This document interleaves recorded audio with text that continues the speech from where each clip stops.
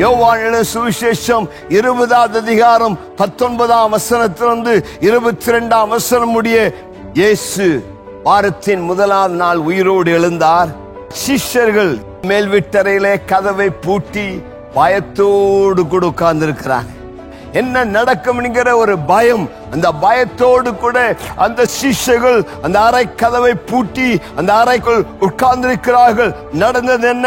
அந்த நேரத்திலே இயேசு பூட்டப்பட்ட கதவுகள் நடுவே உள்ளே வருகிறார்.